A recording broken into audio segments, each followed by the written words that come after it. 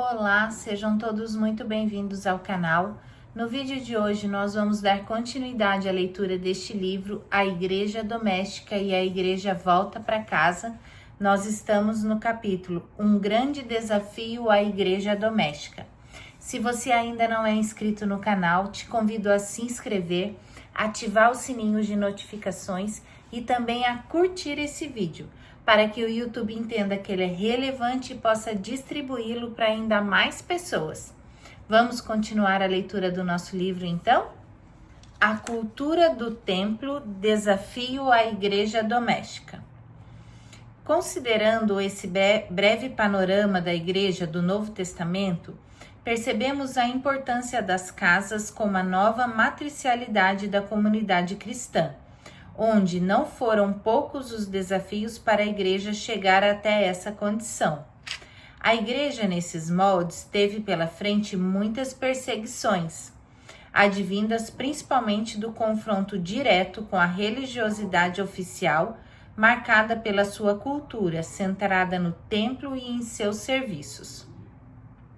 Essa experiência das primeiras comunidades cristãs nos leva a concluir que grupos cristãos fundamentados em padrões e princípios neotestamentários enfrentariam desafios semelhantes, o que pode ser comprovado historicamente através dos relatos escritos sobre os movimentos cristãos, como o dos valdenses, anabatistas, moravianos, entre outros. Será que em nossos dias movimentos fiéis ao paradigmas do Novo Testamento estariam isentos desses mesmos desafios e perseguições? Sabemos que a religião cristã, formada a partir da matricialidade pautada no templo, decorreu de influências combinadas da religião judaica com as religiões do mundo greco-romano, tendo seu ápice sob o imperador romano Constantino, onde se deu e consolidou o sincretismo institucional da religião cristã. Podemos afirmar que esse foi o marco de mudança mais abrangente da igreja de sua matricialidade doméstica, para as reuniões em templos e catedrais. Como consequência, formou-se uma cultura religiosa baseada na imagem mental do cristianismo, predominantemente associada aos prédios, templos e catedrais. A cultura do templo alterou as formas estruturais da igreja, suas funções orgânicas e dinâmicas, para formas rígidas de organização, provocando a separação entre o sagrado e o secular. Vejamos algum desses problemas. Templos projetam uma imagem física. O templo é defendido como sendo necessário para o trabalho da igreja. Esta ideia traduz um grande sofisma, já que a igreja primitiva provou que seu maior avanço e desenvolvimento se deram sem contar com as estruturas do templo. Justin Martyr, em resposta à pergunta feita pelo prefeito de Roma, onde você congrega? Respondeu, onde pudermos e quisermos. Templos tendem a dissociar o sagrado na igreja da vida cotidiana das pessoas. A igreja passa a ser vista como uma instituição localizada em determinado endereço. A ênfase está no ir à igreja ou participar de uma igreja ao invés das pessoas formarem a igreja. Outro aspecto da imagem mental com o templo projeta é que a igreja, o prédio, torna-se o lugar do evangelismo. Atrair pessoas a Cristo é algo feito durante os cultos ao invés de lá fora no mundo onde as pessoas se encontram. Quando a atividade da igreja está centrada em suas instalações, os membros tendem a transferir suas responsabilidades individuais de influência cristã no mundo para o pastor e para a instituição. O melhor testemunho ainda é aquele dado por um cristão dedicado em seu contato natural, cotidiano com os perdidos, ou seja, através do evangelismo de contato. A mensagem de Cristo alcança as pessoas onde elas estão. Templos promovem o formalismo na adoração. Templos tendem a dissociar a adoração da vida cotidiana. O templo exalta a adoração formal acima da adoração como estilo de vida. A complexidade e a formalidade geradas pelas estruturas, a suntuosidade produzida pelas necessidades da organização e manutenção dos cultos, bem como o status alcançado pelas pessoas responsáveis pelas reuniões públicas, podem produzir o que chamamos de culto à personalidade, principalmente quando esse serviço envolve a pregação da palavra e a música cristã, agravando ainda mais o abismo da adoração pública e da vida cotidiana da igreja.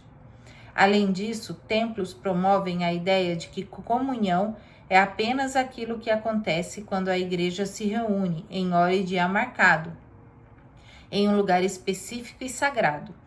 Contrário a isso, impõe-se a prática de que a verdadeira comunhão é um contínuo compartilhar como cristãos de toda a vida da igreja, não devendo se restringir às assembleias formais. Templos tendem a separar a igreja do lar. O lar é a unidade básica da igreja. Quando a igreja é vista como uma entidade separada do lar, os pais tendem a transferir a responsabilidade da instrução religiosa dos filhos para a igreja institucional e escolas confessionais como uma espécie de terceirização da educação cristã. No conceito bíblico, o lar deve ser o centro da instrução religiosa e os pais seus agentes principais. Templos também separam efetivamente a igreja da comunidade, a qual está inserida e deveria servir. Com os templos, o trabalho da igreja normalmente fica limitado aos eventos e reuniões organizadas no prédio. Pela complexidade da vida moderna, os membros que não têm transporte, os idosos e as crianças, terão dificuldade de participação e envolvimento na vida da igreja, pois os templos geralmente são construídos distantes dos seus lares. Esse aspecto torna inviável a condução dos vizinhos não convertidos às reuniões da igreja, reduzindo a influência da igreja na comunidade, onde os cristãos residem. Quando a matricialidade da igreja é na casa, a influência cristã será sentida na própria comunidade onde esses membros moram. Em contraposição à igreja nas casas, a influência da igreja baseada em templos projeta aos olhos do mundo muito mais relevância política e social do que impacto espiritual na comunidade em que ela está inserida. É notável como o poder político e riquezas andam de mãos dadas, até mesmo na religião. Se, por um lado, uma igreja materialmente rica possui formas de influência política, podendo melhorar sua imagem e posição, no mundo, por outro lado, ela fica fortemente comprometida com as estruturas pecaminosas de poder, vindo a perder sua participação como voz profética e ética no mundo. Templos comprometem a formação de liderança. Os templos, ao promoverem o sistema de clérigos e leigos, reduzem a pregação a um discurso formal, centrado na figura do pastor, responsável também pela realização dos diversos serviços da igreja. O exercício desse papel central do pastor pode impedir ou inibir a participação dos membros no ministério, comprometendo a formação de novas lideranças. Tanto a pregação como outros serviços da igreja podem ser realizados pelos membros não ordenados, que, ao desempenhar essas funções, são treinados geralmente em níveis maiores de maturidade cristã. Qualquer cristão pode e deve participar ativamente do ministério de pregação e ensino da palavra, ministração da ceia, batismo e outros ministérios, atos totalmente compatíveis com o sacerdócio universal de todos os cristãos. O sistema de liderança clerical, ao reivindicar o uso de títulos e vestimentas especiais, contribui ainda mais para aumentar a distância entre líderes e liderados. Os pastores são considerados aqueles que estão à frente da parte organizacional da igreja, tomando a frente das assembleias formais realizadas no templo. Assim, a liderança no sentido tradicional fica desprovida do seu verdadeiro significado espiritual, como visto na Igreja do Novo Testamento. Dessa forma, a cultura do templo tende a colocar a formação da liderança em um plano artificial, diferente do treinamento observado no Novo Testamento. Lá, até as crianças eram treinadas desde a infância, pois a igreja estava no lar, onde elas aprendiam observando seus pais, através do trabalho ativo para Cristo na igreja doméstica. Templos inibem o desenvolvimento natural da igreja. O crescimento e a expansão natural da igreja também são comprometidos pela cultura do templo. Se uma família cristã se muda para uma nova comunidade, quanto tempo levará no modelo tradicional para aquela família se iniciar uma igreja?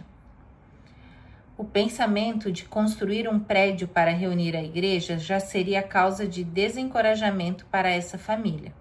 A tendência dela será se juntar a outro grupo existente, o qual já possui um templo construído.